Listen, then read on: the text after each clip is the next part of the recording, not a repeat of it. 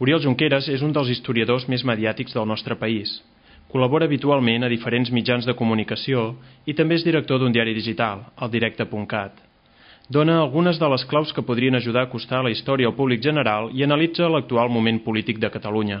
Aproximar la història de Catalunya a l'audiència i d'aproximar-la de forma que resulti prou atractiva com perquè la gent no en fugi. Per tant, aquí sempre s'ha de trobar algun mecanisme que permeti vincular l'interès narratiu d'una explicació amb la significació del contingut.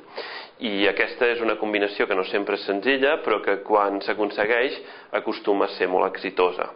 Sempre que es fa alguna enquesta entre la població de Catalunya sobre quin és el personatge històric que més coneix o quin és el seu favorit, i normalment les dues coses van vinculades, diguem-ne, perquè tampoc no en coneixen tant, la majoria de la població, i per tant el poc que coneix doncs la converteix automàticament amb el seu favorit, doncs gairebé sempre guanya Jaume I i sovint guanya de carrer.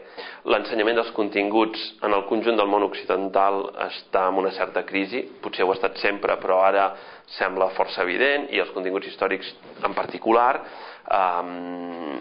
Segur que caldria revisar qüestions de currículum, és a dir, del que s'explica i segurament de com s'explica.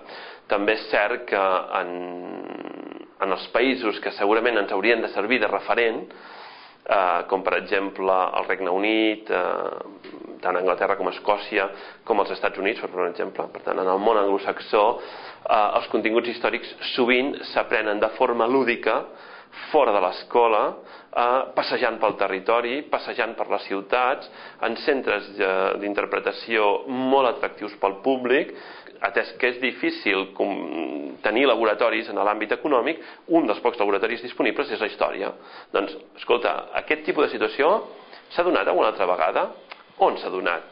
En quin context? Era exactament així? Quines diferències hi havia? Com se'n van sortir? Què van fer? Què va anar bé? Què va anar malament?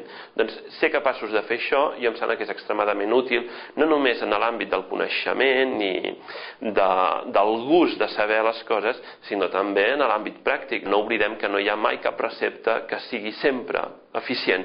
No hi ha cap recepta definitiva, ni en medicina ni en economia, i que l'habilitat d'un bon economista com d'un bon cuiner està en l'art de combinar i de trobar aquell pessic de sal i aquella punta de pebre que permet que tot continuï funcionant el millor possible. Allò que a mi personalment se'm fa més difícil de suportar d'aquesta relació amb Espanya és l'avorriment. M'avorreix profundament, m'avorreix des d'un punt de vista intel·lectual, perquè tinc la sensació que sempre estem al mateix cap de carrer o al mateix cul de sac. I en democràcia es vota, i per tant un dia o altre haurem de fer un referèndum, i òbviament un referèndum d'autodeterminació, i escolta, el anirem fent, i no passa res, tampoc no és res de l'altre món, ho ha fet molta gent, en els darrers anys ho ha fet moltíssima gent, nosaltres un dia també ho farem, tardarem una mica més, una mica menys. Després de 5 segles, jo em sembla que tots plegats ens mereixem alguna cosa nova, ens mereixem un horitzó més net, més lliure, i que ens permeti gaudir de la vida amb plenitud, i això vol dir amb llibertat.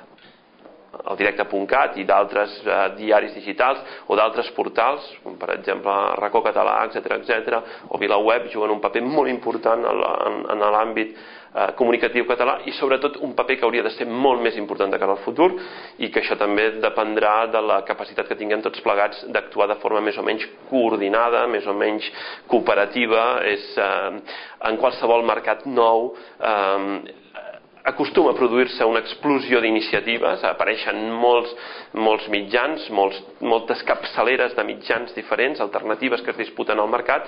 Segurament això també s'ha d'anar endreçant. En la mesura que sigui possible mantenir aquesta pluralitat, segur que serà molt bo. En la mesura que mantenir aquesta pluralitat sigui poc viable des d'un punt de vista econòmic, doncs caldrà anar-ho resolent, i caldrà que tots plegats hi estiguem atents.